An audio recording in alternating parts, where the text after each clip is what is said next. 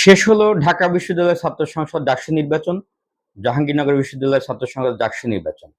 এই নির্বাচনে ইসলাম নামধারী মওদুদ ইসলামের অনুসারী ইসলামী ছাত্র শিবির সমর্থিত প্যানেল জয়লাভ করেছে। এর বিপরীতে ছাত্রদল সমর্থিত প্যানেল ও অন্যান্য সমর্থিত প্যানেল সমূহ পরাজয় বরণ করেছে। এটা নিয়ে অনেকেই হতাশা ব্যক্ত করেছেন, অনেকেই আশাহত হয়েছেন। আপনাদের মতো আমরাও আশাহত হয়েছি।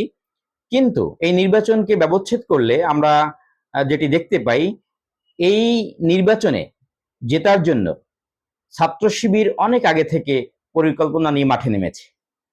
ছাত্র শিবির গত একদিন, 2 দিন বা 1 মাস, 1 বছরের পরিকল্পনা নয়। ঢাকা বিশ্ববিদ্যালয় ছাত্র সংসদ নির্বাচন ঢাকা বিশ্ববিদ্যালয় নিয়ন্ত্রণে নিতে তাদের পরিকল্পনা বহু বছরের পুরনো।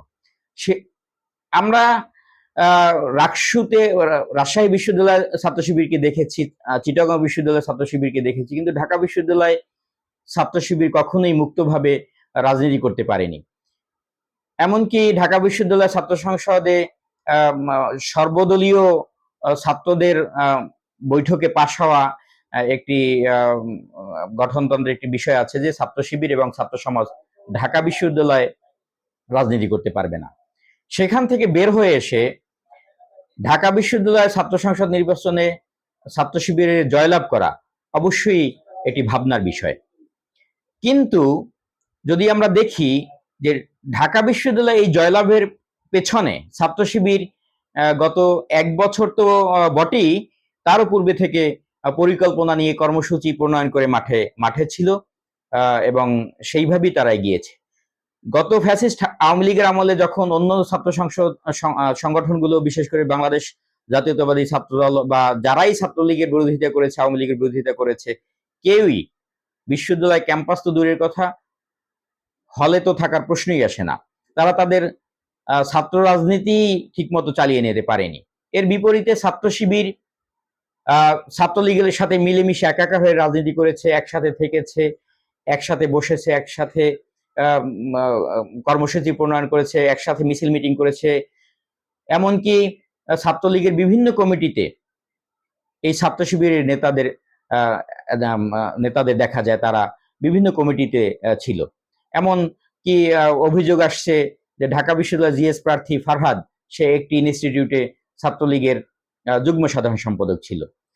আর এই তাদের সাথে মিলেমিশে থাকার কারণে গত 5 বছর ছাত্র শিবির ছাত্রদের কাছাকাছি থাকতে পেরেছে। তাদের বিভিন্ন কর্মসূচির মাধ্যমে, বিভিন্ন সংগঠনের মাধ্যমে ছাত্র শিবির তাদের কর্মসূচি, তাদের এজেন্ডা বিশ্ববিদ্যালয়গুলোতে বাস্তবায়ন করেছে। এর বিপরীতে ছাত্রদল বা অন্যান্য ছাত্র সংগঠনগুলো এই সুযোগ পায়নি এবং তার ফলাফল আজকে আমরা দেখতে পাচ্ছি।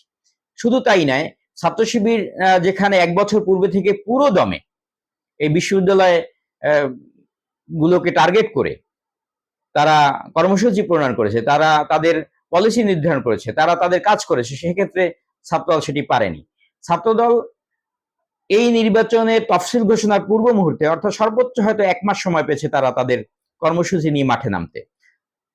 প্রার্থী ঘোষণার পরে আবিদ, মায়েদ, হামিম তারা তাদের সর্বোচ্চ দিয়ে চেষ্টা করেছে, সবার কাছে যাওয়ার চেষ্টা করেছে। তারা তাদের আন্তরিকতা, তাদের চেষ্টায় কখনো কমতি রেখেছে বা খামতি পড়েছে এটি আমার চোখে পড়েনি। তারপরও প্রস্তুতি না থাকা, দীর্ঘদিন হল ক্যাম্পাস অবস্থান করতে না পারা, এই কারণে এই ফলাফল এটি অস্বাভাবিক কিছু নয়। ছাত্রদল যখন ক্যাম্পাসে বিভিন্ন ভাবে ছাত্রলীগের সন্ত্রাসী যারা নির্যাতনের শিকার হয়েছে, মারধরের শিকার হয়েছে, হামলা মামলার শিকার হয়েছে, তখন দিব্যি এই ছাত্র শিবির ক্যাম্পাস অবস্থান করেছে এবং তারা ছাত্রলীগের সাথে মিলেমিশে রাজনীতি করেছে। এবং এই নির্বাচনে আমার যেটি মনে হয়, ছাত্রলীগেরও একাংশের ভোটার এই ছাত্র শিবিরকে ভোট দিয়েছে। তা না হলে 14,000 ভোট, 31,000 কাস্টিং ভোটের মধ্যে 14,000 ভোট পাওয়া একেবারেই অসম্ভব। যারা ছাত্রলীগ কে ধারণ করেন, ছাত্রলীগকে যারা লালন করেন, তাদেরও বৃহৎ একটা অংশ ছাত্র শিবিরকে ভোট দিয়েছে বলে আমার মনে হয়। এছাড়া একজন সাংবাদিকের মুখে শুনলাম যে এই নির্বাচনে ছাত্র শিবির প্রায় 15 কোটি টাকা খরচ করেছে, যেটি ছাত্রদলের আম, সর্বোচ্চ হয়তো 15 থেকে 20 লাখ টাকা হতে পারে আমার ধারণা। আমি জানি না আসলে সেখানে আদৌ তারা কোনো অর্থ ব্যয় করতে পারছে কিনা। আর এছাড়া এই নির্বাচনে প্রশাসনের, নির্বাচনী কর্মকর্তাদের, রিটার্নিং অফিসার, ভাইস চ্যান্সেলরের যে একটি পক্ষের প্রতি পক্ষপাতিত্ব ছিল তা চরমভাবে দৃষ্টিকটু লেগেছে। এর বিপরীতে ছাত্রদল যে জাল জালিয়াতি বা অন্যান্য সংগঠনগুলো জাল জালিয়াতি অভিযোগ করেছে সেগুলো আমলে নেওয়া হয়নি। জাহাঙ্গীরনগর বিশ্ববিদ্যালয়ে শুধু ছাত্র শিবির ব্যতি রেখে ছাত্রদল সহ অন্যান্য 5টি প্যানেল নির্বাচন বর্জন করেছে। তারা বারবার দাবি জানিয়েছে যে নির্বাচনে কাউন্টিং মেশিন যেটি, সেটি একজন জামাতের নেতার কাছ থেকে ক্রয় করা, ব্যালট পেপার যেটি সরবরাহ করা হয়েছে সেটিও ওই জামাত নেতার কাছ থেকে নিয়ে আসা। এ ব্যাপারে অভিযোগ দেওয়ার পরও প্রশাসন সে নির্বাচন বাতিলও করেনি বা কোনো পদক্ষেপও গ্রহণ করেনি। এর প্রেক্ষাপটে বিভিন্ন হলে জাল ভোট তো আমরা ছড়াছড়ি দেখলাম। আর তার প্রেক্ষাপটে ছাত্র সহ ওই 5টি প্যানেল নির্বাচন বর্জন করেছে। এখন প্রশ্ন হচ্ছে যে এই নির্বাচন আগামী নির্বাচনে কোনো প্রভাব বিস্তার করতে পারবে কিনা বা প্রভাবক হিসাবে কাজ করবে কিনা। আমার কাছে মনে হয় এই ছাত্র সংসদ নির্বাচন আগামী জাতীয় সংসদ নির্বাচনে কোনো প্রভাবক হিসাবে কাজ করবে না বা ওই রকম কোনো প্রভাবিত করতে পারবে আগামী নির্বাচনকে, সেটা আমার মনে হয় না। এই ছাত্র সংসদ নির্বাচন কিছু সময়ের জন্য বা এই সময়ে মানুষের মধ্যে বা আমাদের মধ্যে একটি ভাইব তুলতে পারছে, এটা সত্য। কিন্তু আগামী জাতীয় সংসদ নির্বাচনে ছাত্র সংসদ নির্বাচন বা আজকে যে নির্বাচনের ফলাফল এটা যে প্রভাবিত করবে আমার কাছে মনে হয় না। তার কারণ হচ্ছে জাতীয় সংসদ নির্বাচনটি সম্পূর্ণভাবে ভিন্ন।